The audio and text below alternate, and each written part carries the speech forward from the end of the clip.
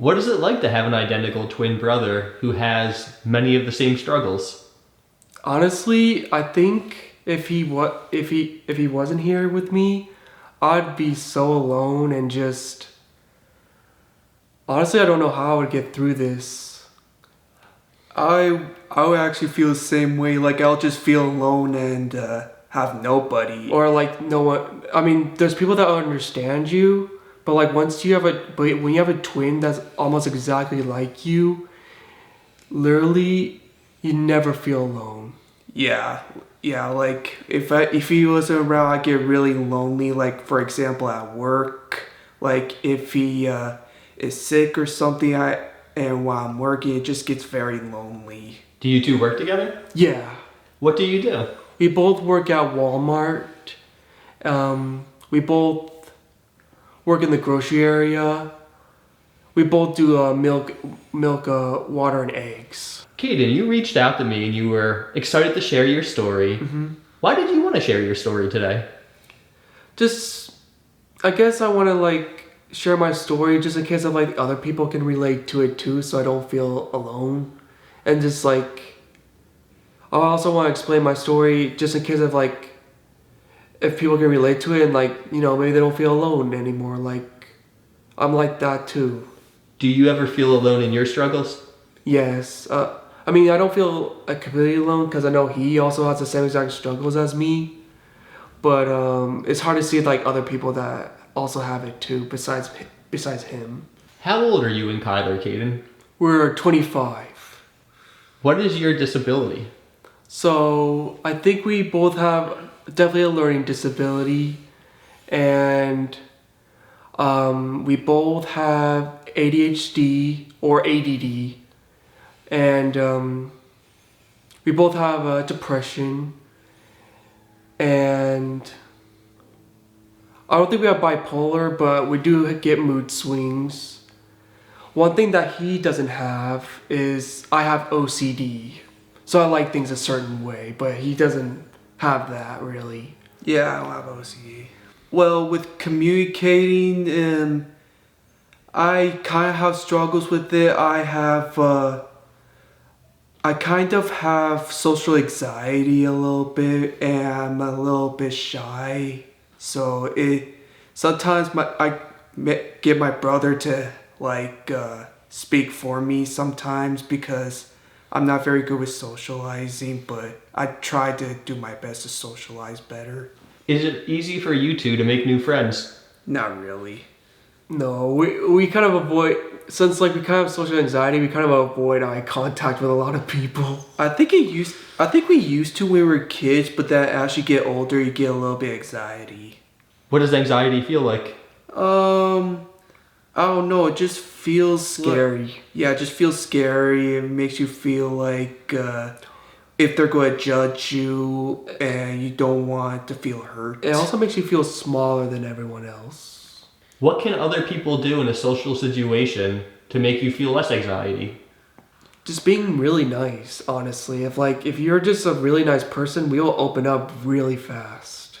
Yeah, exactly. Yeah, like yeah, we like being around nice people. That helps us get more comfortable because we don't really understand rude people, and it just makes us not want to talk to them and just avoid them. Tell me about your mom.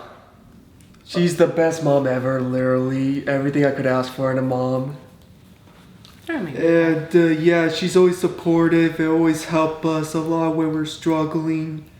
Like yeah, like what's a good example? I try to think of a good example. Do you know any good examples? Gosh, I don't know. Probably too many for me to remember. But, you know, I mean, they struggle a little bit with just, I guess, confidence. So just really like helping them in those situations. What is it like for you two when you're in a social situation? I make him do most of the talking. That's true. I mean, I was surprised when like you were talking more at first, and I just wanted you to have the spotlight for a second. Were you proud of him? Yeah, I was proud of him. Yeah, I'm kind of the quiet one than him. But I try to get him to talk. I try to get us to balance it out. So like I don't try to like earlier. Like I was trying not to like interrupt him because I want him to make sure he's talking too. I don't want to talk over him. Yeah, because there's certain things I don't understand, but he understands, so he tries to explain it the best he can, so I can understand. In his kind of like ways of words.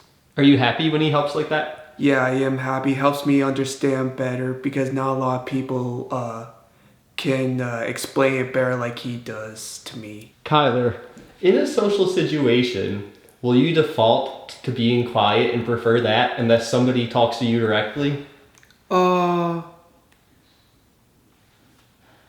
Wait, I don't quite understand. Do you prefer not talking? Or do you enjoy when people talk to you? Yeah, I enjoy when people talk to me, like mostly when they talk to me first, mostly because I have kind of social anxiety and yeah, but also some of the times I like to stay quiet and let my brother do most of the talking. That's how it's always been. What were they like as kids? He always talked for him. They had a little bit of speech, delays. So they really, they would do like, words here and there, but they really didn't fully like put together sentences till they're like 5. And he kind of took a hold of that earlier. So he kind of had to take that role to communicate for Kyler because he knew what he wanted, but he didn't know how to express that. So I think that that's just carried on until now. So Kaden still is the one that talks for Kyler. In the email that Kaden sent me, he said that they had twin-to-twin transfusion. Correct. In utero. Yes. What is that? What does that mean? So basically, twin-to-twin transfusion is where it only happens in identical twins. It's where they are sharing the same placenta, and this placenta isn't functioning properly. Part of the placenta is basically giving one of the babies most of the nutrition in the amniotic fluid, and the other one is being deprived. So basically, they're malnourished as well as they don't have much amniotic fluid at all. So he is a recipient. He was a donor. So Kyler had increased blood flow, increased amniotic fluid, was getting most of the nutrients. Where it was him, he basically almost had a dry sack of fluid around him. So I had to do procedures which were called amniocentesis, where they would go into the amniotic fluid sac of Kyler and they would put a big needle inside the belly into the amniotic sac and drain some off. So what they want to do is try to relieve some of that pressure off of him to try to allow for him to start getting some amniotic fluid. I had gone back to do a second one and they had done an ultrasound and saw that it actually corrected itself. So I didn't have to do a second one. So it was getting better and better. However, I did have to have an emergency C-section at 33 and a half weeks because he was going into distress. So. What is it like for you to hear this? A little nervous. Yeah. Yeah. But I'm just glad I'm okay. Yeah. What about you, Kyler? Yeah, I guess the same way. I'm a little nervous. I didn't expect any of that, but yeah, I'm just glad I'm okay. Yeah. So they were the funny thing is that he was always bigger because he was getting all the nutrition and all that. He ended up being bigger. He was 4 pounds, and then he was 3 pounds 12 ounces. They did have to stay in the hospital for a month. What would you say is the most difficult disability to live with that you have? Depression. Yeah, depression. Because I would really like to be a more happier person. Yeah, me too. It'll be really great if I could be more happy, but we also try to stay positive the best we can, but we're not perfect at it. Do they ever discuss with you their social difficulties? Yeah. They're very communicative with me. Yeah, like they don't shut down. Like when they're frustrated at work, like maybe because a lot of challenges working in the public in a public store.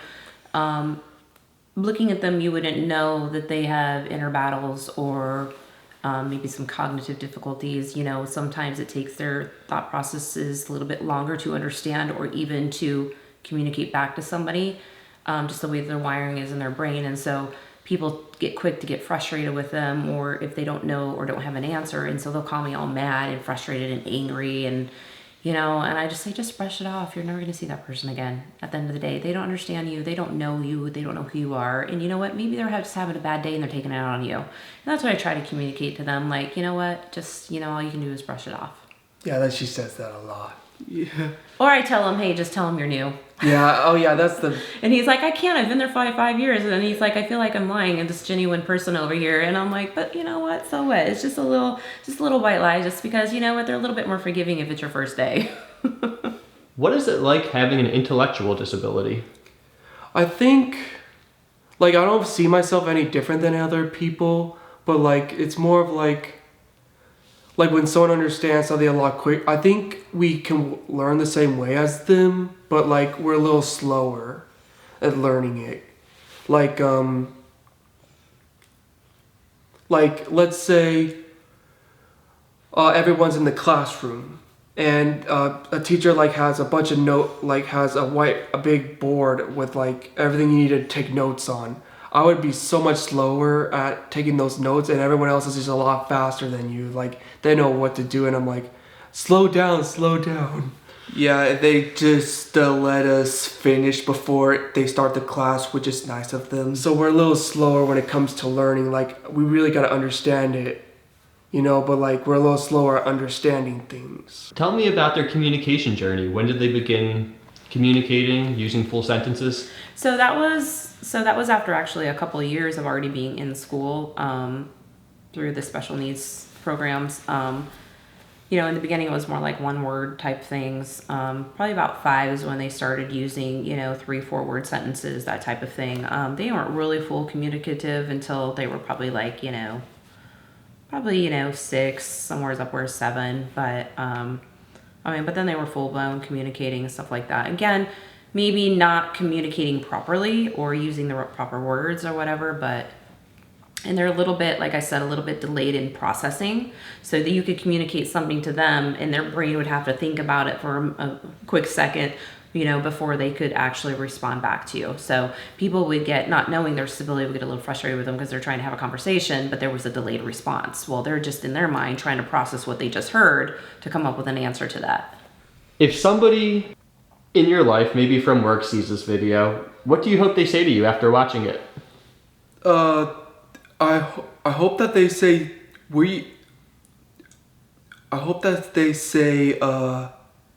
hey, I saw one of your favorite YouTubers video, and I was like, yeah. Or I'll be like, I'll be like, you did? And he was like, yeah, it was awesome. Or they're like, wow, I didn't know this about you guys. I didn't know you actually wanted to be talked to. I thought you guys just were just to yourselves. I would have talked to you guys more if like I knew you wanted to be talked to. Yeah, I'll probably give them a better understanding because they don't really understand disabilities and stuff. We have social anxiety, but like I think people think that we want to be left alone, but like we do get lonely and would like them to talk to us, you know? You want the socialization, you just have a hard time starting it. Yeah. And it seems like once you're having a conversation like we are now, does that social anxiety start to go down, or are you still experiencing it right now? I mean, like, it really, if like you're nice the whole entire time like no one's perfect, of course, but like if you're like nice, like in pretty much all of our conversations, I'm gonna open up pretty fast. Like I think it's even super fast actually. I would even tell you about like my backstory a little bit, but not too much. I would just be so open if like I just know you're a nice person. Tell me about your sister. Oh, she's the best sister we could ever have, and also our other one. She's really I mean, like, to be honest, I know like there's some people that have like really mean sisters, but like, and like not support them at all. She's very supportive. What is it like to have a younger sister? She feels like my older sister, actually. It doesn't feel like she's my younger sister. Are you two the oldest siblings? Yes. Yeah, we are. What's it like to have 3 younger siblings? Well, to be honest, I'm the oldest one, but only for a minute or two with him, but... Do you boss him around since you're the older one? No, he's more the I'm the one that bosses him around. yeah, but our youngest sisters, they mostly They boss us around. Yeah. I mean, not really boss us around, but like they're helping, if that makes sense. Yeah, they're more like the older sibling. Yeah, they're more like the older sibling. What do they help you with? They like, for example, one of them, if I need to clean up something, she would tell me, hey Kaden, can you clean that up, please? And then I will, because sometimes I will forget, because like I'm also very forgetful. I think it's because of my ADHD. Kyler, how do you feel when you sit beside your sister? I feel more, I guess I feel more understood. She's another best sister I can ever ask for. I have 2 best sisters I can never ask for. Yeah, I would say the same way. Are they always so kind and loving? Yeah, they are. Oh. Thanks, Kyler. Yeah, they are. They're always in a positive mood. They're funny guys. They're great guys. What's it like to know that they're so positive and kind and loving, but also they struggle with depression sometimes? It makes me sad. I try really hard to be there for them and answer all the questions they have, even though I might not have the answers. I try to make them not feel so alone. That's why so they usually work, they have Thursdays and Fridays off. Every other day they work. And so when they come over, I try to make them feel like super seen and very, like, try to talk to them on our walks and try to be there as much as I can, especially since we're older now and we're not always together. What is it like to have ADHD? It gives us a little, it keeps us slower. We try to multitask while working, but sometimes it can slow us down because we're just in our heads, but we try to multitask, but sometimes it just slows us down while we're working. I don't know, sometimes when I'm in ADHD mode, I just mostly think about what I want to do when I get home or what kind of video I want to make, all that stuff. Basically, we lose focus. What does ADHD mode feel like? It just, like when we're at work, It kind of just feels like you're in a different dimension. or like, so when you have ADHD, when you don't feel like doing something, you really don't do it. And that we take medicine for that, but like sometimes it doesn't work. So like sometimes our boss would be like, "You're being a little slow today. Are you okay?" I'm like, "Yeah, I'm sorry. I'll try to hurry up." Do you often feel like you're in a different dimension? Yeah, when I'm in my ADHD mode, it feels like I don't know, it just feels like you're inside, it's like you're inside your head, it feels like you're in a dream, you know? And like you don't know what's around you. Yeah. What does it feel like when you're in ADHD mode, you're inside your head, it feels like a dream, and then all of a sudden somebody tries to talk to you? We just snap out of it. Yeah, it's like you watch TV and then someone turns the TV off. It's like that. What has it been like watching Kyler and Kaden grow to be in their mid-20s? It's crazy to me. I just feel so old. So, no, they've been great. I mean, honestly, from where they started in life with all the challenges and, the OT and the speech and like to be where they are. They have their own house. I mean, Kaden drives. Kyler doesn't really have an interest in it. They've been working at the same place for 5 years. Like, they are adults. They are providers of themselves. And honestly, when they were younger, I would have never foreseen that. You guys have your own house? Yeah. Tell me about that. It's messy. You two live together and you're independent? Yeah. What is it like living with your brother?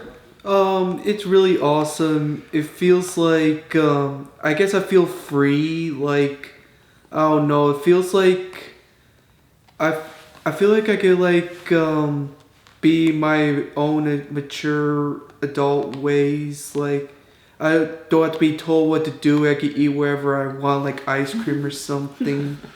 Which we're not doing anymore. We're cleaning up diets. Yeah. How old were you two when you moved out of your parents' house?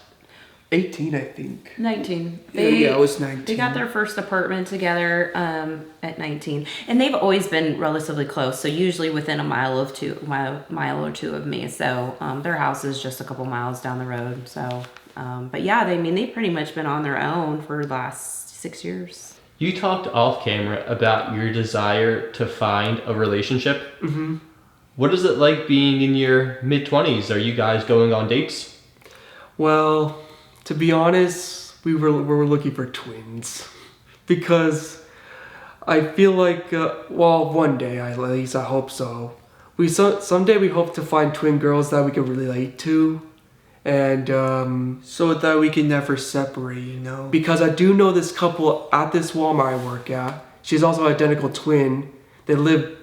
Both of them live in different states because their husband wanted different things. And I'm like, I don't want that to happen to him and I. Yeah, we want to stay connected. But like, maybe not in the same house in the future, but like maybe as neighbors, so we could come over and stuff. Yeah. Have barbecues every weekend. Yeah. They told me that it's their dream to find another set of twins to date. Yes. Do they tell you about that? They've told me about it for the last 10 years, probably. And it's the same twins that they have imagined in their heads. So. I know, it's not, I didn't imagine it. I dreamt, we both had the same exact dream. What is this dream? Oh, basically, I don't really count as it. I don't know. Anything could be possible, but like, I had a dream one night when I was 14, and it was like the best dream I ever had in my life. And ever since, I've been obsessed with this girl.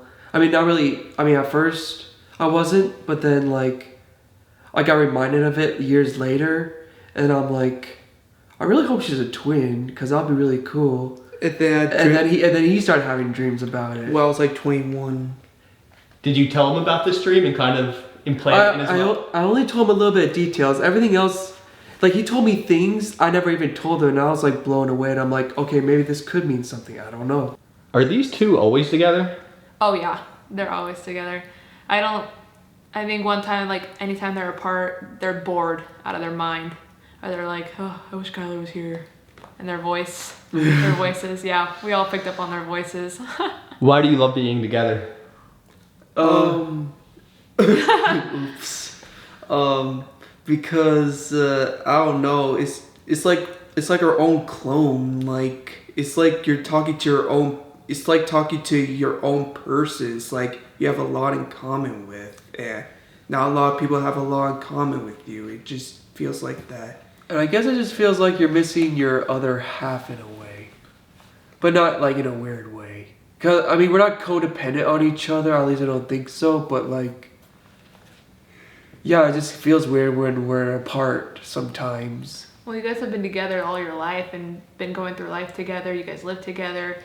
You guys are figuring things out together. I think that when one's missing, it just doesn't feel right. Yeah. Tell me about your stepdad. He's really cool and fun, and I like his advices, and yeah, he's just really fun. What type of advices does he give you? I guess with life challenges, and I guess about how to talk to people better, like how to make friends. What about you, Kaden? I'm really thankful for. I really like his advice he gives me, but I'm most thankful for that he came into my mom's life, especially to help raise us, because I know my mom would have really struggled if it wasn't for him in our life. Tell me about when you first met Kaden and Kyler. Wow. Well, whenever you meet somebody in your middle 40s and they're in their late 30s or their middle 30s, the kids really don't come into play right away. So after about a month, I started meeting the boys and I started meeting the sisters. And our first big thing was we took a trip to Disneyland. Remember that? Yeah. So we took a big trip to Disneyland. And then we only really dated for about 3 months before we got married. And then we moved in. So I kind of took over, the boys, so to speak. Mom always had the girls. And they were young and they were in school. And it was kind of that transition because they were just getting ready to go into puberty and just getting ready to start high school.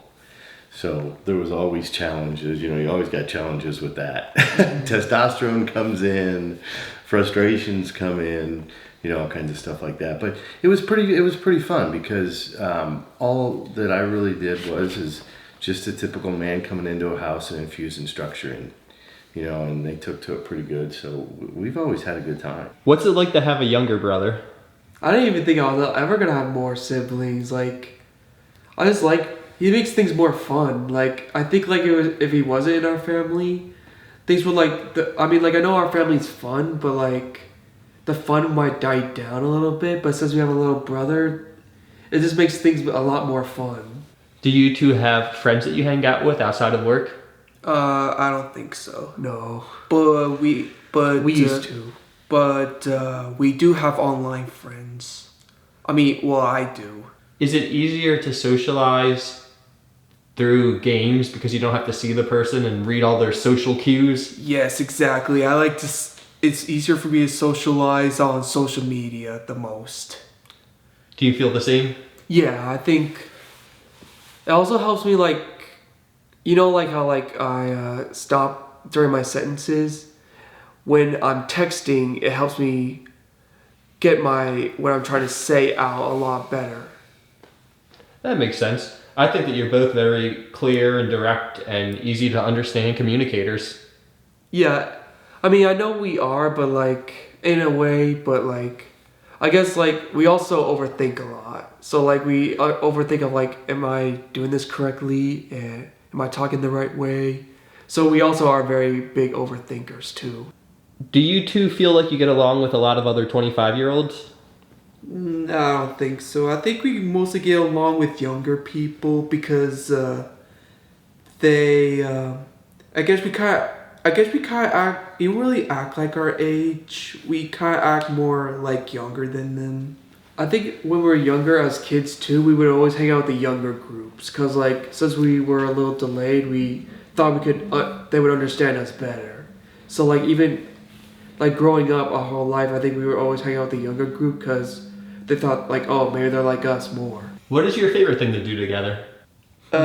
Talk about jokes. Oh yeah, we love talk about quotes from shows or YouTube videos. We just say them and just make each other laugh with them. Yeah, SpongeBob quotes. Or just I guess just funny stuff from cartoons and videos that we like to repeat it to each other. Yeah. Do you have a favorite SpongeBob quote?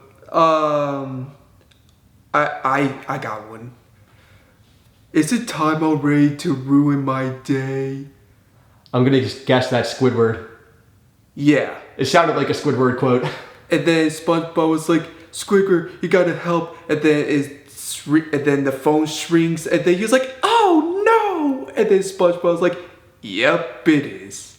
And then Patrick is like, wow, is it time already to ruin Squid's day? Oh wow.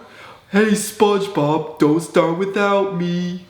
That sounds hysterical. What episode was it from? I think it was the Nebeto. I think it's when the Nebetoads, real small fish, they ate SpongeBob's house and then they had to rebuild his house. Will you guys ever script together where you say a line and then you say a line? Oh yeah, I was trying to do that just now, but I didn't want to end up interrupting him. They told me about their love of quoting SpongeBob together. Oh yeah. Is that something they do a lot? Well, I don't really see that interaction because they're a little bit different behind closed doors with each other. But I'll see his SpongeBob TikToks though.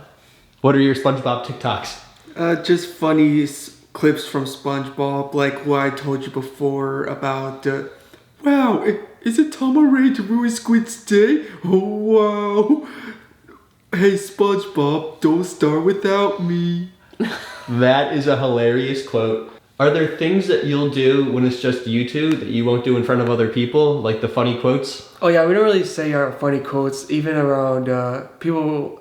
We only say our funny quotes around family, but even if we're super close, we're opening up to other people, we still don't do that right away. We just act nice and a little open, but never say that until we actually know they're not going to judge us for our goofiness. Are there things that you two enjoy that you believe might not be socially appropriate? The goofy part. Yeah. I think that's fun though. I know it's fun, but like They like. I never know what how they're gonna react, or like be like, dude, that's weird. Stop it, because it happened to me before. What is it like to have to kind of hide certain parts of your personality? I think that's why sometimes I'm a little empty, because I can't. I feel like I'm hiding myself. What do you think, Kyler? I guess I'm the same way. Like sometimes I get afraid to show my true self because they may judge me. But also, I guess it depends if I'm really close with them, that I can feel more comfortable being myself, like saying those SpongeBob quotes or something. What are some of the challenges that come with your disabilities? Well, one of them is feeling lonely sometimes, because when I didn't have a problem going up to people, I think, back then, but like since like I used to, and then they don't really understand how I am, they kind of I don't know if avoid me, but then ever since they've been doing that, ever since I was a kid, they did that. And then like it got me, as I started growing up, I started shutting myself off to a lot of people. Unless if I know they're a good person, like you, Chris. Yeah, same way with me. I just as you grow up, you start to think that they're not really like you, but it just makes you not want to talk to anyone else, only with people that are more like you. What are some things that other 25-year-olds do that you don't have interest in? I guess Drinking. Yeah, I guess And like partying. Yeah, partying, alcohol, smoking, vaping. We don't do those stuff. What a lot of people our age do. What's your favorite thing about these two? To see them develop and to see them grow. Since the time they were both 16, they had little part-time jobs at a little cafe. And then when they had turned 18, they started working at Walmart. And really, for the both of them, they were always like, there's a beginning, and they always would want to like warp through to the end, like the end result. So I've always tried to, it's not the beginning or the end. It's not the destination, it's the journey. That's where you're going to learn things, and that's the fun part. So that's to see them kind of grasp that and start to learn and to do everything. That's been the best. When somebody finishes watching this video, what do you hope they remember most from it? I guess the details about our social anxiety or depression, and I hope that they can understand now. Or like relate to it and like let them know they're not alone. And that things can get better. And I thought I was gonna be upset all my life back then, but like I'm doing better now. What did you do to get into a better mental space? Mainly distracting myself, like with funny videos or like a good song.